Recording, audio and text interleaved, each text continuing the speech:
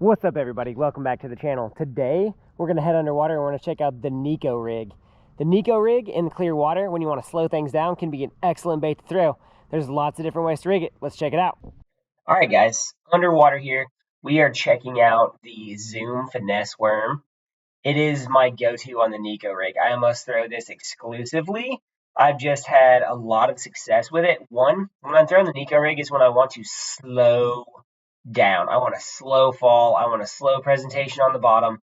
The Zoom finesse worm 7-inch and green pumpkin with the chartreuse tip on it is literally the bait. And you can see it's slow falling there in the water. It does a fantastic job doing what it's meant to do. Be very subtle, very light. There's no water disturbance, no action. This is a neutral fish technique.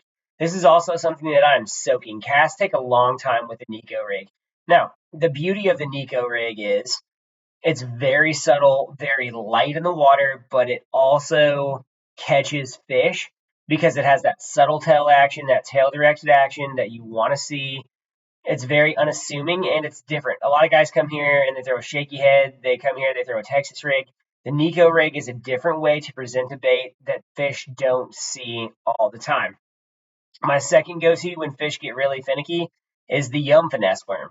And I like to throw the 5-inch version of it. The 5-inch version on the Neko Rig has more action. As you can see here, it's got more action because the pinch point where the worm is, I always throw a 16th ounce Neko Rig. 16th ounce, VMC #1 Neko hook on all of my baits, right? Across the board. I love the feel of that weight. I love the slow falling presentation. The 5-inch worm just has less worm, so it's going to be a little bit more active. So in warmer water, I like to throw the 5-inch.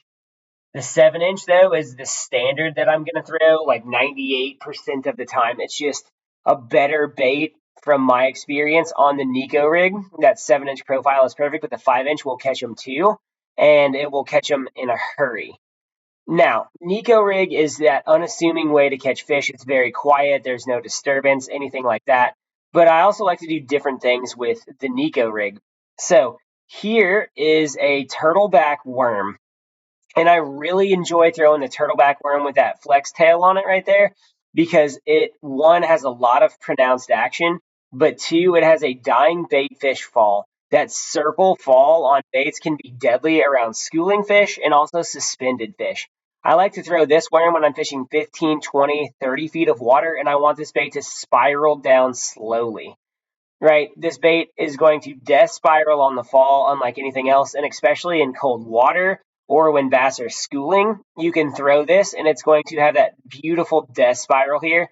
And you can pronounce that spiral more and that kicking action by moving the point of the Neko Rig, that keeper, back further on the bait. So you're nose rigging that with the Neko Rig in the nose, and then you're putting the wacky rig keeper there that the Neko hook is hooked onto further back on the body of the worm, and it's going to cause that spiral to become more pronounced. As you can see here, it's got that nice spiral fall on it, almost like, an ice fishing bait that would, like a Swedish pimple or something. It's going to have that nice spiral fall on it.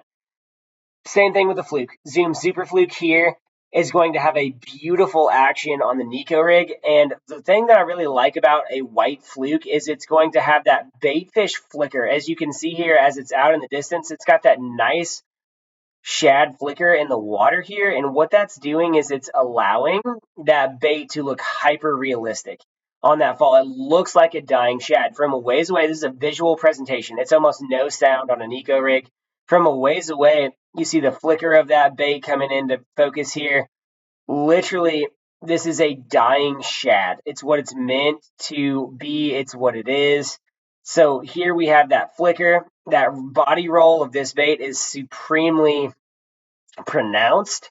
And this is fantastic when fish are feeding on dying bait fish or busting up schools of bait. Sometimes the biggest bass sit under the bait schools and let the little ones do all the work, bust up all the bait, and then that bait falls down there dead, and those bass will hit it.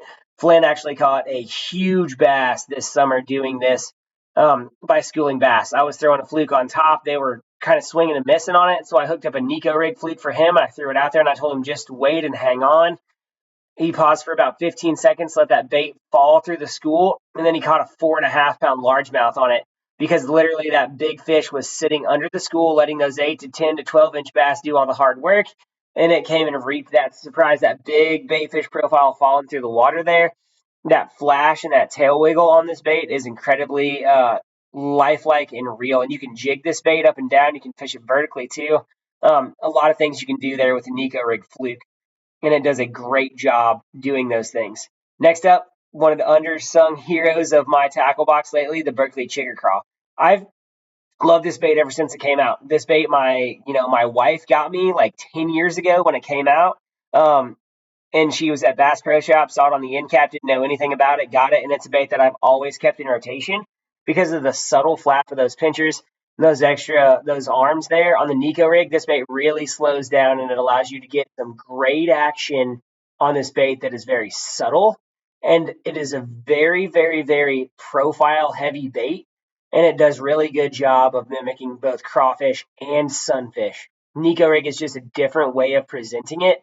Chigger Craw is a fantastic bait to Neko Rig. A lot of guys don't Neko Rig creature style baits, and that's a mistake because they can be fantastic, because a creature style bait inherently is a profile bait, right? You're looking for that profile on a creature bait. You're not looking for that action. Here's another Jean LaRue salt craw, and this bait is very, very good on a Neko Rig because, one, it's got a pronounced long crawfish body, and two, it's got those offset colored claw pinchers. And I really love this bait on a Neko Rig because, one, it's very crawfish profile, but two, the offset of the colors, that contrast in those colors is what I'm looking for in a bait like this. I love contrasting baits. There's contrast in all bait fish. There's contrast in all panfish, sunfish, crawfish.